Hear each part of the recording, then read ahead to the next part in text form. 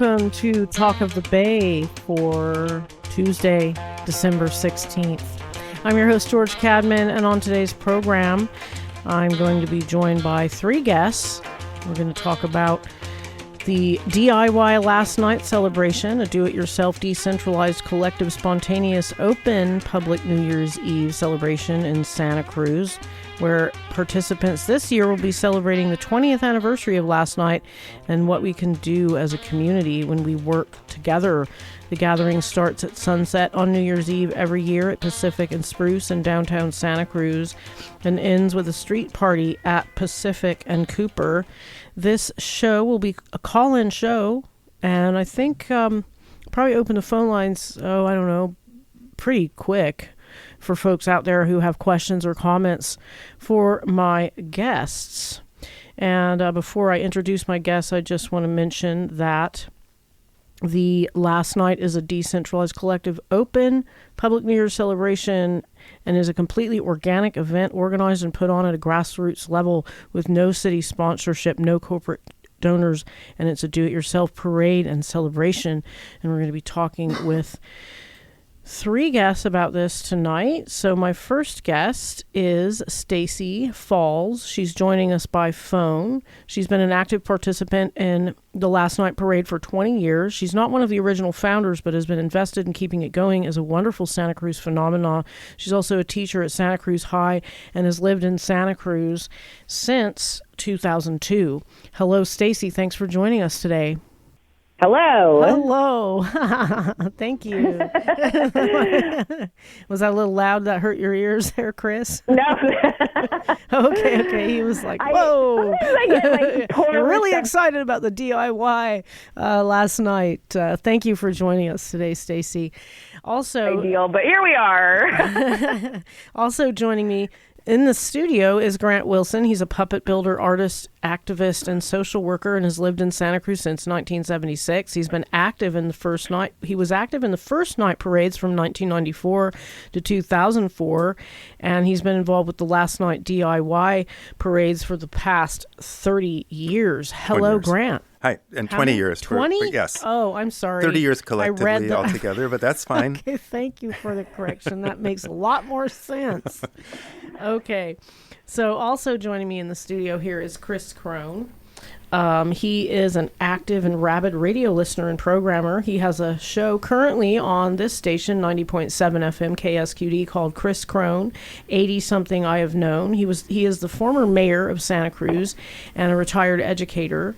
He was the internship director for 20 years at UC Santa Cruz in the Department of Environmental Studies and has attended more than a half dozen DIY New Year's events. Hi, Chris. Thanks for joining me. George, thanks for having us. This is really a special. Oh, I'm so excited to talk about this. Okay, so I want to let Stacy talk, begin, because I know you only have about 15 minutes, and Grant and Chris can stay for the full hour. So can you tell us why you got involved with the Last Night DIY New Year's Parade and what it means for you? Why is it important to you? Well, I mean, really simply just because it's fun. Okay. That was why I initially got involved. I think at some point the city used to have a city-sponsored event called First Night, and then I think some financial woes made the city sort of cut back on some various parts of that. And so the people in the community were like, well, what are we going to do to celebrate New Year's? Like, we can still celebrate even if there's not a city-sanctioned event. And I love that idea. I love the idea of what kind of community do I want to live in? What kind of vibrant activities do I want to participate in? And if they're not happening around me, I'm going to make them happen myself. And, so it was fun to kind of come out and see all of the different creative ways that people wanted to participate. I remember I wasn't one of the organizers, but I went because I heard about it and it seemed fun. And, there were kids who were learning to unicycle and people on stilts and sort of a whole drum contingency. I mean, just like really different, varied, creative ways that people were showing up and ringing in the new year, and that just felt really exciting to me. Now, some other celebrations, for example, the Dyke March and parade and rally that take place, there's been, a very, I guess, prominent presence of political activism. Is that something that happens at last night, usually? Yeah, I mean, I think anytime people are sort of taking control of their community, there's, to me, that's a little bit political. And of course, maybe Grant wants to weigh in on this too, but the very first time that the last night parade happened, some of the city officials were kind of concerned. A parade without a permit. Oh my gosh, those crazy anarchists. The organizing meetings were actually infiltrated by undercover police. 20 years ago, initially. Yeah, the very first one. Yeah, I was looking at the website, and I saw some pictures of those undercover cops. I mean, I'm assuming that's what I was looking at because they look kind of fuzzy and they looked real normal. I don't know, normal. Yeah, like a couple of white guys with their hair cropped real short, looking real interested. Like, what are you talking about? One of the people at the meeting being like, oh, these guys kind of have a different vibe, but that's kind of cool. And they had put their phone number down, and then the phone number didn't work. And then the next week they showed up, and the people were like, oh, these guys are here again. Cool that they want to be involved. Gosh, those phone numbers still don't work. Like, why do they keep writing non-working phone numbers on this sign-up sheet? So do you think that the Santa Cruz police just kind of attended those initial meetings 20 years ago and then decided this was no threat and they just quit? Is that kind of what happened, you think? I mean, because really, like, it was this, it just was this, like, sort of glorious celebration. There were all these, like, kids. Again, I really remember, like, kids on unicycles and kids, like, juggling. I mean, there were all these kids, and I was there I was just blowing bubbles. I didn't even have really anything that exciting to contribute, but I was, like, blowing bubbles. And there were all these kids who were so thrilled. I mean, bubbles are, like, the most exciting thing for kids, right? So it just felt like a really positive, family-friendly, kind of joyful, kid-oriented. It's kind of early in the evening, New Year's Eve event. And so I think, we paraded last year, and my impression was that the police were just sort of putting up with us. They kind of like drove along with us, but nobody gave us a hard time for not having permits. And we were kind of like, we don't really need the police escort, but okay. So maybe they originally thought this is some type of, quote unquote anarchist, thing that has nefarious motives, and figured out it was really just a party with some it really is political... just like a parade and a party, and people bring out your bike floats or whatever. I mean, we've got some cool artists in this town, like people who can make some really cool things, and I'm always impressed by people who can like walk on stilts and play music. I mean, I wish I was more musical, but like anybody who's doing that kind of stuff, I'm like, this is awesome. And I feel like Santa Cruz just really has like a lot of great folks doing a lot of cool things, and it's fun to see that. And they all should come out to the parade, right? And they should all come. He said, and they should all come out to the parade, right? Everybody should come out. Oh yeah. Okay. So have we said what time and where and what time? Yeah. Why don't you throw that out there, though? I think I mentioned it, but go ahead. Sunset. Yeah, so we're we always used to tell people the parking lot behind the Saturn, but the Saturn isn't there anymore. But it's the parking lot that's kind of behind Ace Hardware, across from Sub Rosa. Yeah, and it's the corner of Pacific and Spruce, and around sunset. Right? Yeah, the last couple of years, we used to start at 5 and step off at 5:30, and then we heard from people who actually have to work on New Year's Eve that it felt stressful for them to get down to the parade by 5. So we've pushed it back a little bit to accommodate folks who unfortunately have to work on New Year's Eve. So we're going to congregate at 5:30 and step off at 6. So everybody should come out. And bring your instruments, bring your bubbles, bring your costumes, bring your bike floats. And then you go down Pacific and end up at the town clock. Is that right? Grant? Not all the way. We usually stop in front of the multiplex cinema there at Cooper Street and Pacific. Oh, okay, Cooper and Pacific. Upper Pacific. And that's where the culminating party happens? Yeah. Okay. Little dance party. Awesome. I want to talk a little bit about why you don't seek permits, and I'll let either Grant or Chris take that. You want to go for it, Grant? Oh, sure. Well, I should just say that with last night, when last night started in 1994, which was a New Year's Eve kind of...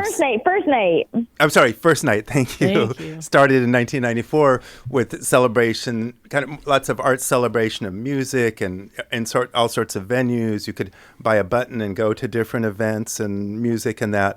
That went on for almost 10 years. And part of that was actually a twilight parade. So when they basically ran out of funding with that event, which was a pretty successful event over those years, we thought, well, at least we could keep going with the twilight parade. And that's how the last night parade kind of came into existence. And and we were just a group of people who were like, that's the most community-focused part of the whole New Year's Eve celebration, and so that's how that started. But they put themselves out of business. Like I just remember, it got bigger and bigger and bigger. And then they couldn't afford it anymore, and they were selling buttons at a moderate price, and the price kept going up, and they realized, oh my gosh, and that's when DIY stepped in.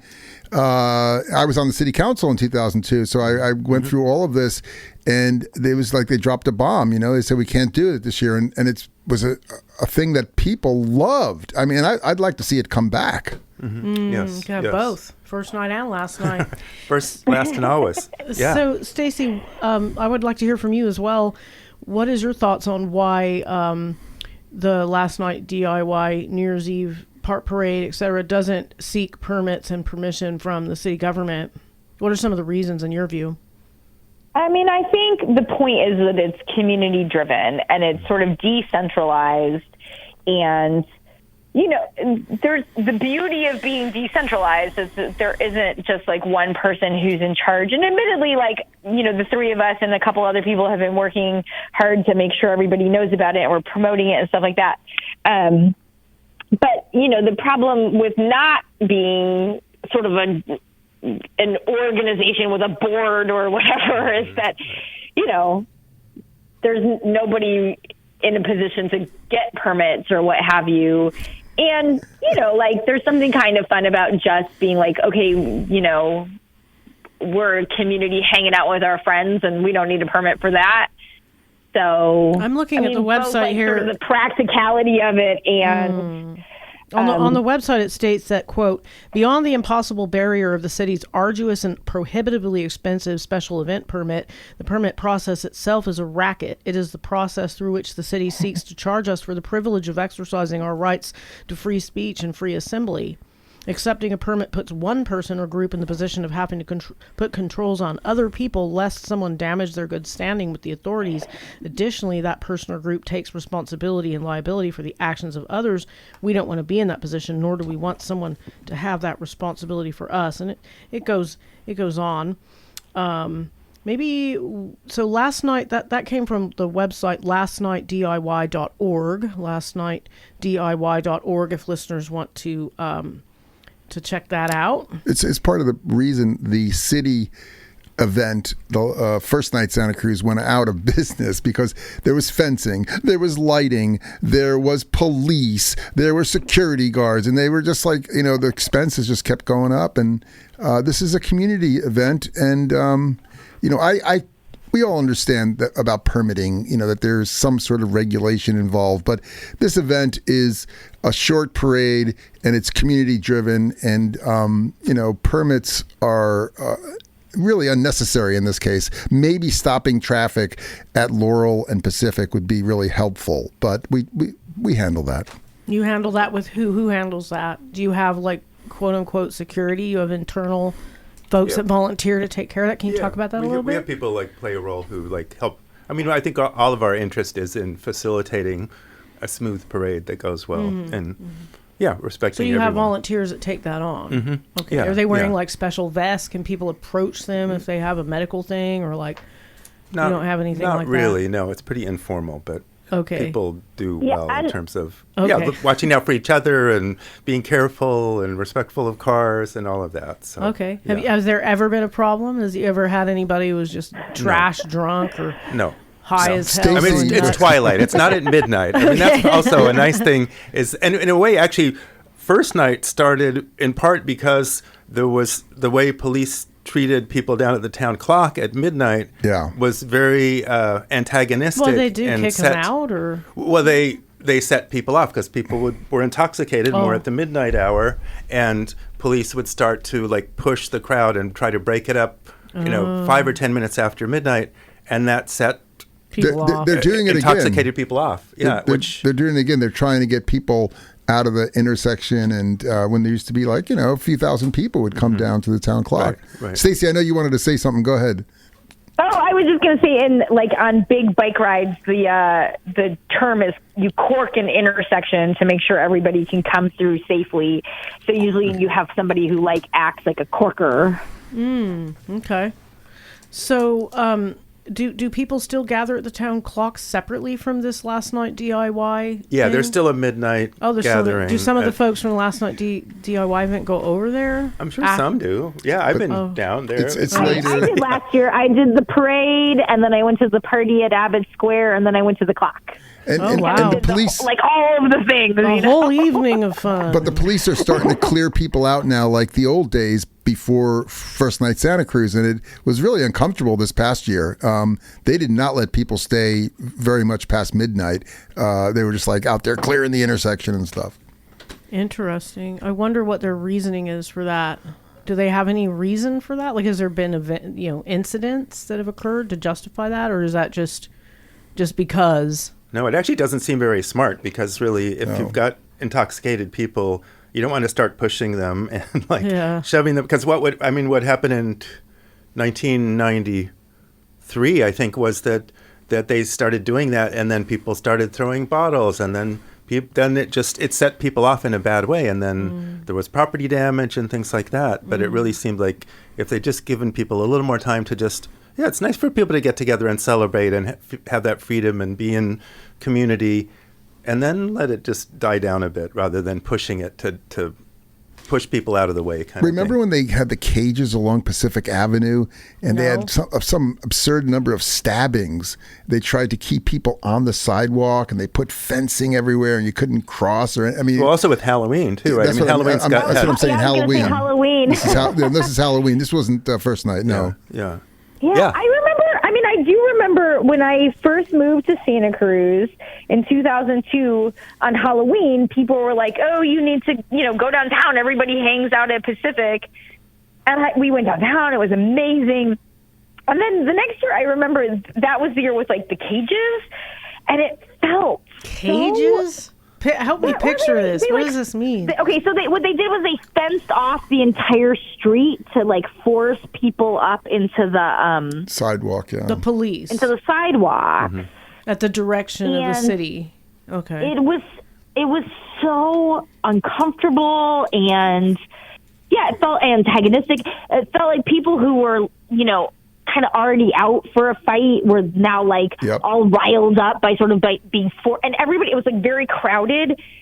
And I was I was new to Santa Cruz, and I thought, this is wait, I was down here last year and it was so fun. What's going on this year? What is this? And then I think over the years it's changed, and they've realized that it's just this community celebration that's going to happen with bubbles and kids on Halloween. Smart policing. Yeah, but I mean, even like Halloween, right? And yet, for some reason, they haven't gotten that message about New Year's, and so they're still trying to kind of control people moving around on New Year's. When I think they should just have the attitude that they have finally adopted on Halloween of okay, this is going to happen.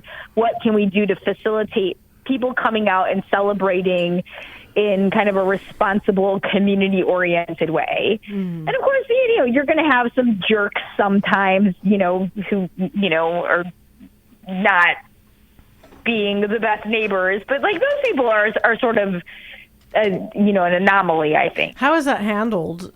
Since there's not much of a police presence.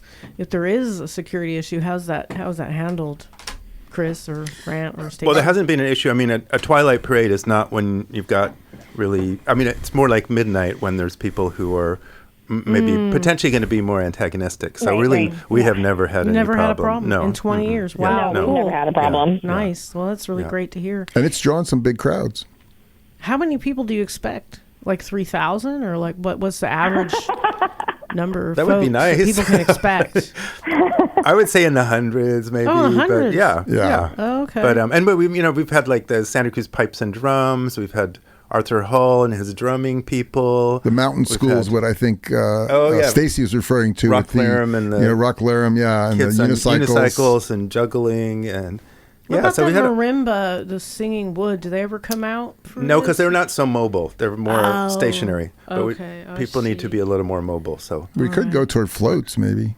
Yeah, and there have been like people, and I remember with people that had like a canoe on wheels, and I think other people with a couch on wheels. There's been a whole variety. That sounds There's always fun. Yeah, just great quirky variety of things that people. Grant, have. you do a mobile. I can't remember. Oh, a rickshaw. Yes. Yeah, rickshaw. Do you have that down there on? I have. Yes, I have in past years. Are you gonna have it this year? You think? No, I don't think it's gonna. Yeah. Okay. Yes. All right.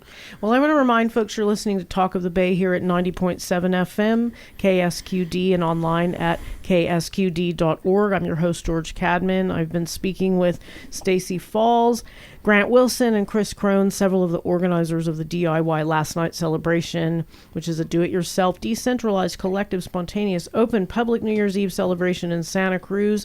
And this year, participants will be celebrating the 20th anniversary of Last Night and what we can do as a community when we work together. The gathering starts at sunset on New Year's Eve every year at Pacific and Spruce in downtown Santa Cruz and ends with a street party at Pacific and Cooper. I want to be respectful, Stacey, the fact that you have limited time. Do you need to jump off? I'm gonna say farewell to all of you and head off to my next thing. All right. Thanks, well, thank you Stacey. so very much for taking the time. Good to hear your voice. It was fun. George, this was really great. Thank you for having us. I really appreciate you taking the time out of your busy day to join us. Thank you so much. All right. See y'all soon. See you on New Year's Eve. All right. So I want to let other folks know now that if you want to call in at 831-900-5773 and join Chris Crone, myself, and Grant Wilson here to talk more about the DIY Last Night celebration, feel free to call in with a comment or a question for one of my guests at 831-900-5773. So I'm kind of going to just hand the floor over to you guys right now to say anything that we've missed, because I got to admit I'm running out of steam. I had a vaccination yesterday and I'm feeling pretty low energy. So I'm going to answer this call first of all. Sure. Hello, caller. You're on the air with Grant Wilson, Chris Crone. Okay, well, you might need to call back, caller, because we had a little problem there. 831-900-5773 to join the conversation here on Talk of the Bay about DIY Last Night parade and celebration, which is they're celebrating their 20th anniversary this year. Wow, that is success. Yeah, especially Santa Cruz going these for days, 20 right? years. Yeah. I have a question for Grant Wilson and also for George, if you want to chime in. I came to Santa Cruz in 1982, and I came here because of some of the words we've used tonight: organic, decentralized, collective, spontaneous, open, community working together. Those are the reasons that kept me in Santa Cruz for many years. I'm feeling like we're losing that right now, Grant. Well, maybe that's the reason to show up at this New Year's Eve parade, because I think that's one of the things that I love about it, is that it's a celebration of people getting together creatively, collectively, just being creative and in community. It feels like, you see downtown as a construction zone, and there's lots of vacant storefronts. Yeah. We don't really, even Watsonville has at least has the Zocalo and its community plaza and bandstand. It has a center to it, whereas these days, there used to be the Cooper House before the earthquake, and we don't have There's San Lorenzo Park, but it's mostly chain link fence. It's not, there's not really a welcoming community center. Yeah. I mean, people might call Abbott Square, but that's a commercial community center. Right, it's not like a public park or something like that. And I feel like I will say we have a caller, guys. So we'll take sure. the call. Yeah, Hi, fine. caller, you're on the air with us on Talk of the Bay. Am I on the air? Yes, you are, with Grant Wilson and Chris Crone and myself. Hello. Oh, yeah. Hey, Grant, this is Ron, and hi, Chris. Hey, Ron. Hey, Ron. Hey. So I guess I just have a question for you guys. So I totally agree. I mean, one of the reasons that I came to Santa Cruz was also for those same characteristics you guys have described. I've been in, like, bike parades and, various things downtown, and I love that that's the character of Santa Cruz.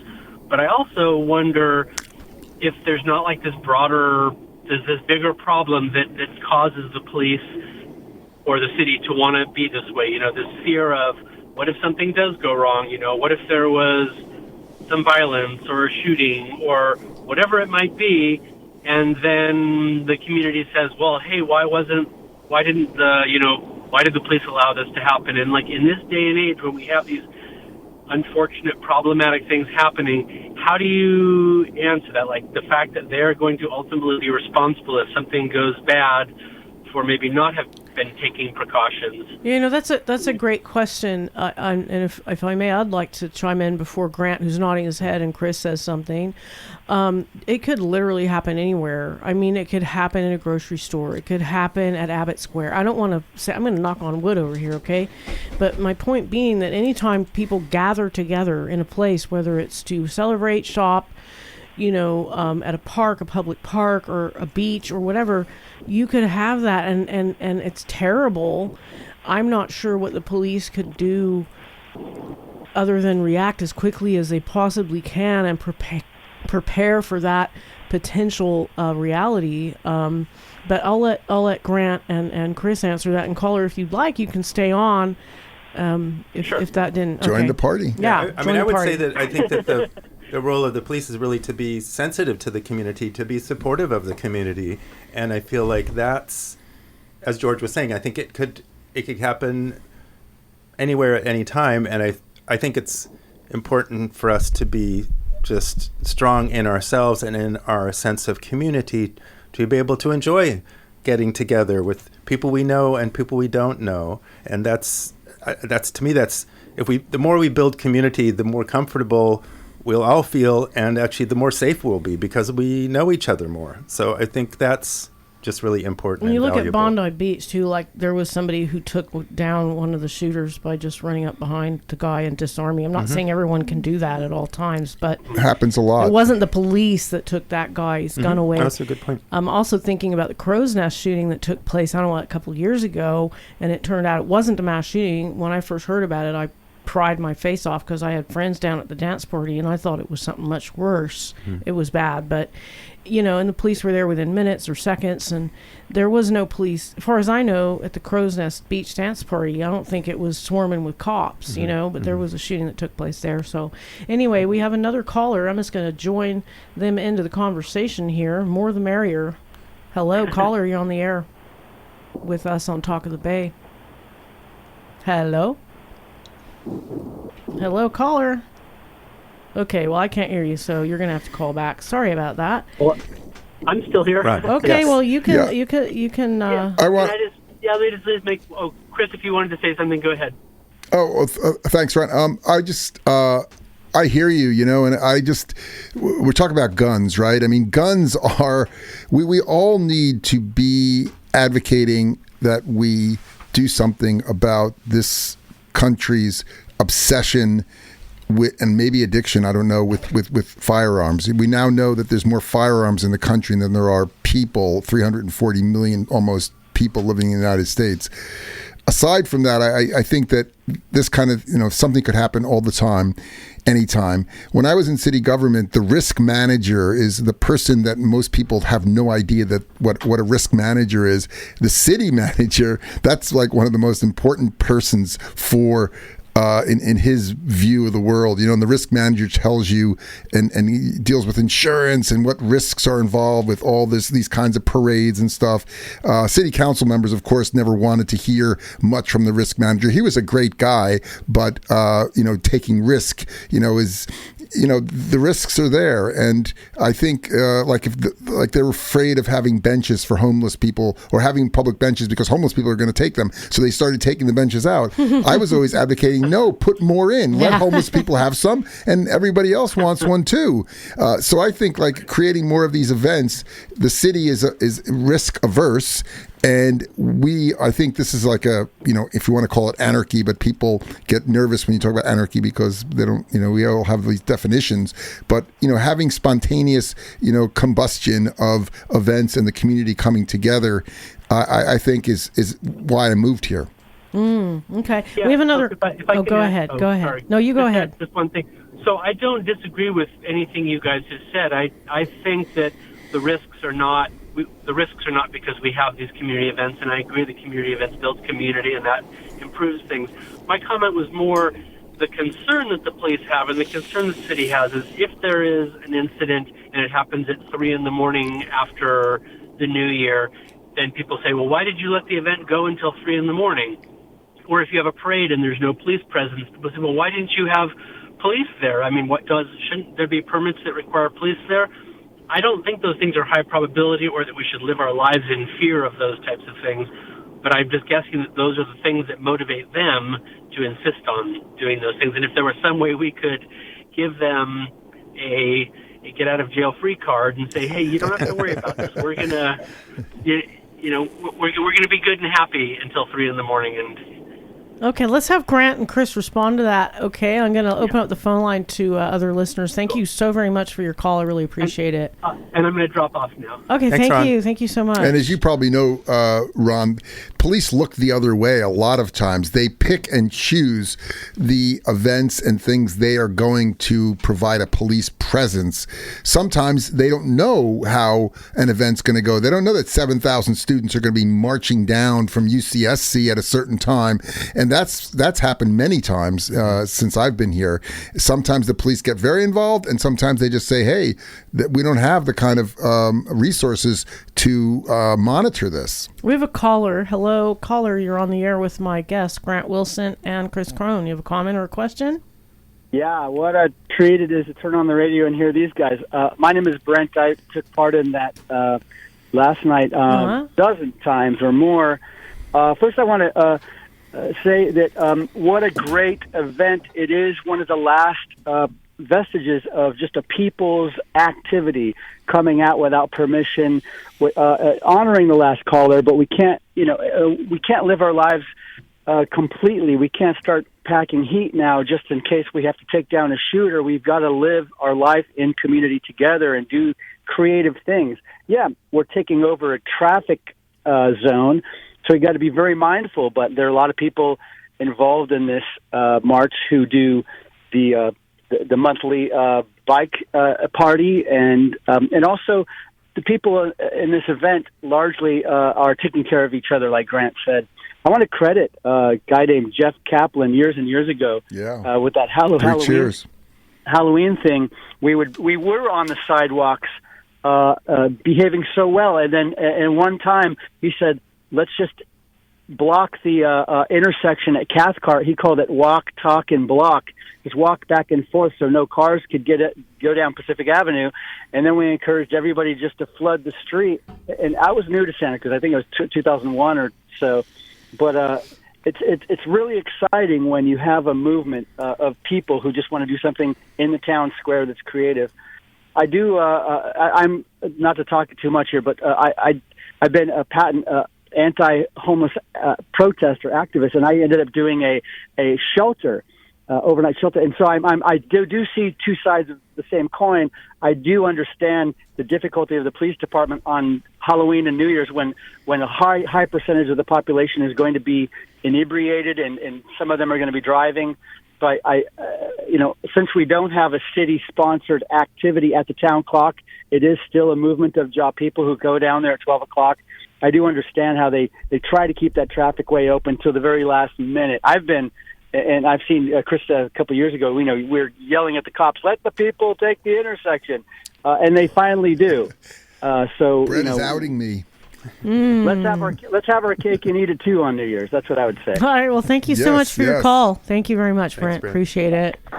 We have another caller, but before we turn to that caller, I want to just make sure Ron's question was answered, because I think the point he was trying to make is there a way that the folks organizing this and engaging in it can reassure the cops in the city that this isn't going to get out of hand. And I would just say, you've sat across from me and told me you haven't had an incident in 20 years. Right. Isn't that enough? Mm-hmm. What more do they need? I mean, 20-year track record of no major incidents, nothing bad happened. Yeah, so, and I think we're on the radar of the cops. They see that the parade's happening, and they're there, and it's just, I think they're there more as facilitators, which is a great role for them to be in. And there haven't been any incidents, so there's not been any need for them, but they're watching kind of how things are going, which is what part of it is that don't ask the question, ask for forgiveness. What do you mean by that? If you involve them a bit beforehand, they'll get all nervous and wonder what's going on. Oh my gosh, when they'll think it's something else, because that's what police, they're prepared to react. Very reactive force, and that's why with dealing with homeless folks, that's why we need social workers and nurses and doctors to address what's going on the streets. The police are not currently equipped to do that. Yeah. Okay. We have another caller here. Hello, caller. You're on Talk of the Bay with me and Grant Wilson and Chris Crone. You have a comment about the last night DIY parade? Yeah, I have a couple. Hi, George. Hi, Chris. Hi, Grant. This is Ray. Hey, Ray. My favorite people are calling tonight. But well, obviously, we need to squash anarchy at all costs, because government. I can tell you're being sarcastic, Ray. Squash. And I want to say special thanks to Chris too for his wise words as I think one of our greatest mayors ever, because he was a little bit on the irreverent side and did not exactly fall in line the way they wanted him to. Which is one of the reasons for that stupid recall, right? Oh, absolutely. And Grant, man, you're a hero for sure, man. You've been around here for so long doing great things, Art and Revolution and guerrilla theater. And I call him the culture czar.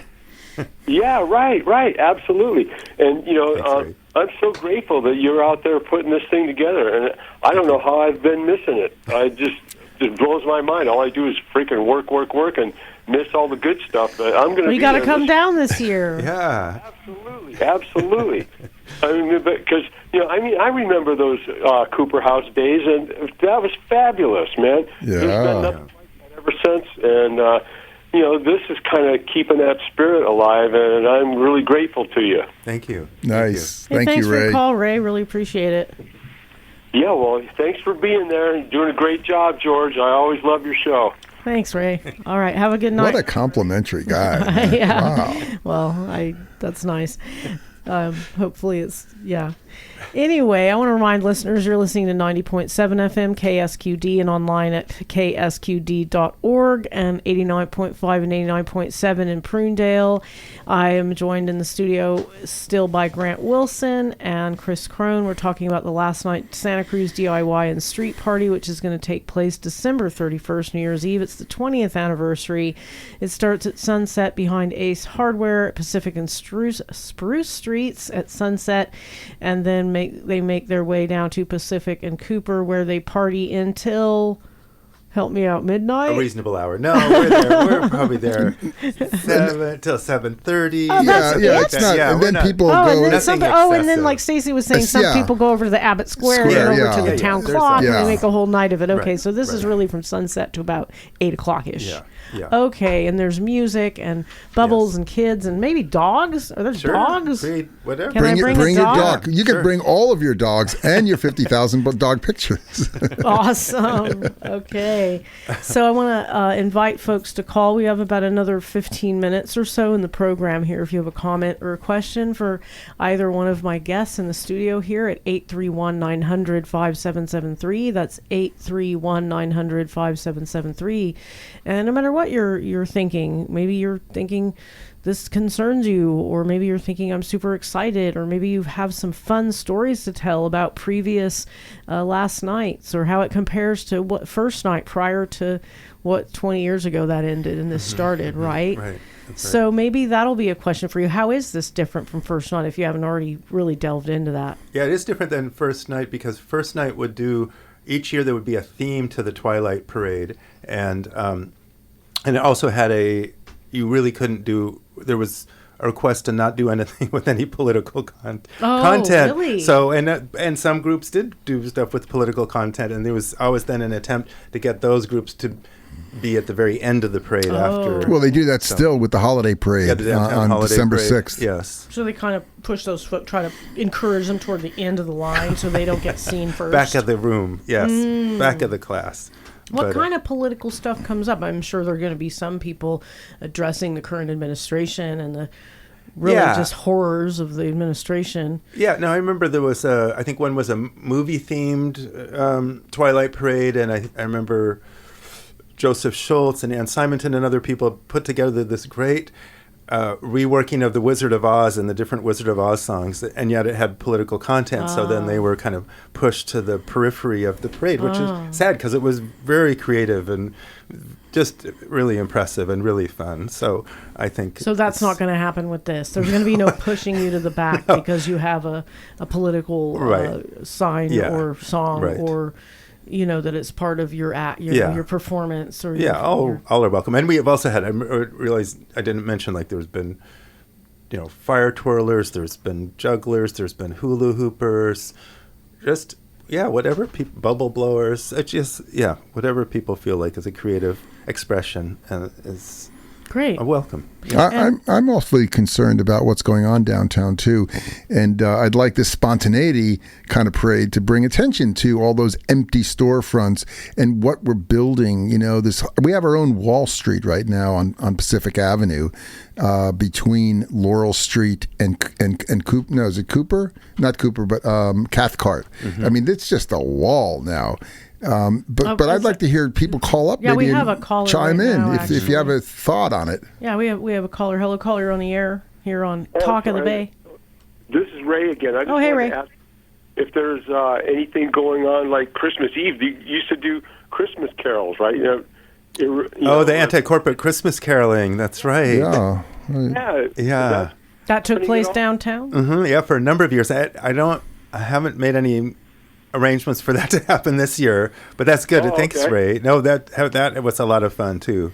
Ray, I remember when Grant put together the Santa Claus brawl on the mall, and you had 10 or 15 Santa Clauses with pillows beating up each other on Pacific Avenue. It was quite funny, and people were just at first shocked and then laughing. Yeah, it was more playful. It was kind of territorial Santas who were kind of like, wait, this is my corner. And the elves were more provocateurs. They were egging on the Santas, and there were good Santas and bad Santas and corporate Santas and organic Santas, and it was fun. What was the meaning of that, Ray? It was just fun. It was just a playful thing around. It was actually around consumerism and creativity and stuff. So I think and Ray was involved in that. No, I don't know. I don't think did he mention that? I just went to a couple of them and sang a couple times. Yeah, I had a little song I put together too it was like God wreck ye very wretched men, let nothing go your way, for everything you do destroys the earth more every day. You clear-cut, poison, drill, and mine, your ethics gone astray. Oh, sad tidings of prophets in the sky when the bombs fly. Oh, sad crying mothers watching children die. There's stuff like that. Wow, Ray. Yeah. Build, baby, go, build. Ray. Go, Ray, go. Yeah, part of me wants to laugh, part of me wants to cry. Yeah. I know, right. Anyway, thank you, Good Ray. truth-telling. Hey, thank you. All right, take care. So, but George and Grant, what are your thoughts on all that empty storefront space that's being created and empty? Well, I haven't been down on Pacific Avenue in a while, so it's hard for me to speak to that. I mostly have been on Front Street, and the gigantic buildings just cropping up more and more and more. I feel like kind of dwarfed by them, and then to hear that the Rush Inn is going to be demolished, am I right? And the Catalyst put in also? some gigantic building in the Catalyst, and they removed the whoever bought The Poet and the Patriot, took that beautiful old the mural down. mural's I just feel like the gone, culture and the history, right. that some of it's just being wiped away, and it's really sad. Right. You know, and it's just, you know, I don't want to say we're going to be totally cookie cutter, but it kind of feels like that's the direction things are moving in. That's my uneducated opinion. Grant, did you want to speak No, but to I think that's even more reason for the Twilight Parade to celebrate the community that still exists, that, you know, isn't maybe in the new buildings, because those new buildings are, you know, on the ground floor are pretty vacant. Yeah, so, I mean, I do see the big building at the corner of Laurel and Pacific. Yep. And I agree. It seems kind of ghost town, and I don't really see much activity around it. And then I've heard, and it's just anecdotal, from folks that had lived in some of the quote-unquote affordable units, that not only were they not affordable, but there was all kinds of issues, and they ended up moving out. Like the elevator wasn't working right, and there was issues with, I forget, plumbing or electricity or something like that. And there was speculation that there was some shoddy work done, and it wasn't actually affordable. It was, I forget how much it was, but it was like beyond what somebody who was working a typical, you know, minimum wage job would be capable of paying. So that, you know, I agree. Right, some of these buildings don't even seem like they're full, or that there's any kind of real community around them. It's just kind of, and I think there was one that was supposed to be, it's going to be open to the public, and there's a ground floor, like, I don't know what, there was going to be like a cafe, or maybe there's going to be a rooftop, this or that the public could access. I see no signs of that. Right. No, it's all closed off. The Cruz Hotel hasn't even been built yet. That's going to be built at Front and Laurel, you know, on the back of the building that you're talking about, along the river. You know, just another tall hotel. You mean where the Santa Cruz Community Credit Union used to be? Yeah, exactly. The Community Credit Union sold it to these people, developers from New York and other places. You know, a lot of outside money coming into Santa Cruz right now. And, you know, not to mention all the heritage trees that were cut down, and where the farmers market used to be. And then I know the farmers market is dealing with it well, but, you know, setting up in streets kind of around the library area, in, you know, on the actual street, instead of having this big parking lot. And I know that some people I know voted for that, because it was like, people were sold on the idea that the new library is going to be in it, and that there's going to be, I think, a child care center or something like that, and some percentage of it being low-income housing. Right. So I know there were well-meaning people who voted for that project, but personally I voted against it. I mean, I don't like seeing those trees cut down, and I don't want. There's going to be another gigantic building with no parking. I don't think there's going to be parking for the folks. Well, parking garage is part of the construction, it is so part it of actually it. will have. Okay. Yeah. Okay. Which I hear the Cruz Hotel even is going to rent some of the spaces to have valet parking in that parking garage. So basically, it seems like, you know, the downtown area is moving. I mean, on the one hand, you could say, we're building up instead of out, and that's good. And then we'll be around like a transportation hub, and that's good for environmental. It's just, you know, people aren't driving so far, and this and that. But on the other hand, it's like this, another just kind of boring, lifeless. I don't know. I'm not a big fan of it. Yeah. So. Right. I don't understand why people aren't flocking to inhabit the commercial area. You know, in fact, people are leaving. Togo's, you know, left. Well, didn't that burn down? No, Togo's right on Pacific Avenue next to Zachary's restaurant. Oh, okay. They left. Okay. Oblo just left. The flower shop left. I'm just reeling from all the businesses that have been leaving. And you'd think they would say, well, there's a lot more people going to be here soon. Let's, you know, hang out for a little while longer, and let's, you know. Why are they leaving? Is it getting prohibitively expensive to rent the retail space, or like what's happening? I think that's part of it. Yeah, sure, it is part of it. And is that because of some of this recent construction, or? I think the property owners, probably it's their discretion to what they want to charge. So it just keeps probably gradually rising. Yeah. I've been advocating a commercial vacancy tax where you can, if you leave your property vacant for a certain amount of time, you pay a tax and to incentivize actually renting it to somebody. But I think the property owners are sitting on it. You know, you would think that if somebody rented a retail space for a lot of years, that perhaps there would be this sense of, we're gonna help you out by not jacking your rent ridiculously high because you're a good tenant and you've been here a long time and you always pay your rent on time or whatever. And instead they just keep going up and up until the business can't sustain any longer. It just becomes not possible. I'm pretty certain New Leaf and Forever 21 both left because their rents were jacked up quite a bit. Yeah. That makes I'm no sense. fan of Forever 21, but New Leaf was a we have a food desert basically downtown now. You have just Trader Joe's. That's, Yeah, I love that New Leaf. I really love that New Leaf. Total Fitness moved over to Ocean Street too. I don't know if that had anything to do with rent, but didn't they move? No, they got their place taken by this library garage. To build a library. Yes, yeah. Right. Okay. All right. I want to remind listeners that this is Talk of the Bay here at 90.7 FM and online at ksqd.org. We just have a few minutes left, and I want to return to the last night DIY celebration that we've been talking about, though we do have a caller, and I think we have time for one. So, hello, caller. You're on the air with Chris Crone and Grant Wilson and myself. I'm doing a lineup of all-star Santa Cruzans. Shout out to all of you. This is Augusto Cesar Sandino. Hey. Vive Sandino, que vive. Que vive. I don't know. I was just enjoying your conversation. I tuned in. I was driving home, and it's interesting to see the changing culture of Santa Cruz, having grown up here my whole life and seen it now for almost, a little more than 45 years. Mm-hmm. And it's like one of those things where you don't necessarily see it all change at once, but, it's the death of 1,000 cuts, I feel like. Yeah. Kind of. There you go. Good way to say it. You lose the logos, you lose a Pergolesi, you lose a Poet and Patriot, and next thing you know, you've got this kind of unfamiliar downtown that's just missing so much of its like heart and soul, and these giant empty buildings that no one can afford is not going to replace that. Right. Yep.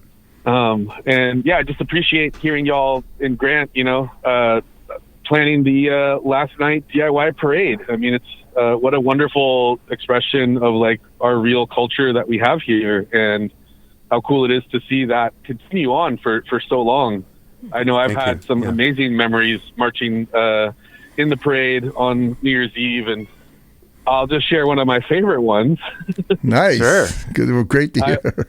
I was, this is back in the Bush era, and we, of course, had Senor Cheney and Baby Bush in office.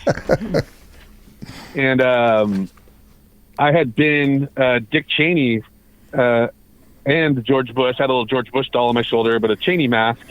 And I was running around downtown for Halloween doing some very naughty things to the world, dressed up as Dick Cheney. I had a large missile sticking out of my pants, and I was thrusting that missile into a globe of the earth. And, wow. Having a blast on Halloween. And, there's photos out there somewhere. Glad we're on the radio. Visuals on the radio, but for the New Year's Eve parade, like 2 months after Halloween, I was like, I'm going to wear the Dick Cheney costume again and just go downtown and have fun on the parade. And as I'm walking down there, I see my buddy Brian, who's driving the green cab at the time. Y'all remember the biodiesel taxi cab that used to run? Yeah. So he's like just starting this business out, and he's like, hey, Sandino, blah, blah, blah. We just start talking for a second. He's like, I really want to promote my business. And I'm like, come downtown with me. Let's put it in a parade. He's like, what? And so I convinced the green cab guy to drive me downtown and to put his cab into the last night parade. And I'm like, hey, you want me to really sell your product for you? He's like, okay, what are you thinking? And he had a sunroof, so I hung out the sunroof. Oh no! And I was standing in a shotgun. He's driving the cab, and I'm dressed up as Dick Cheney, and I've got a fake liquor bottle and like a sign, saying like "No Cheney, no W" or something. And I just started yelling all sorts of profanities, mockingly, as in character, as if I was Dick Cheney. I'm like, you liberal Democrats, look at these Santa Cruz hippies at this little unpermitted parade. Like, I'm going to do to you what I did to Iraq. Blah, blah, blah, blah, blah. Just started, yelling.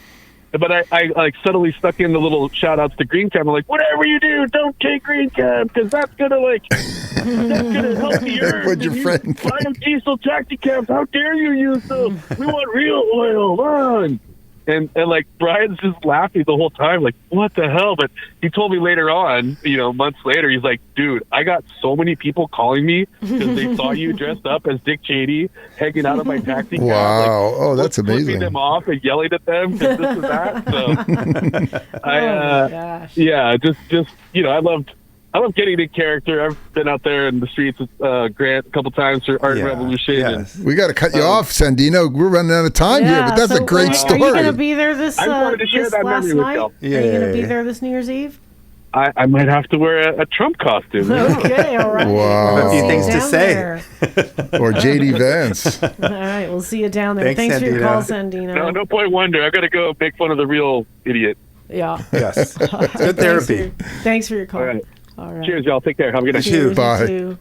We actually have one more caller. I'm going to let him go, and then that's going to be it for the calls. Okay. Hello, caller. You're on the air with Grant Wilson, Chris Crone, and myself here on Talk of the Bay.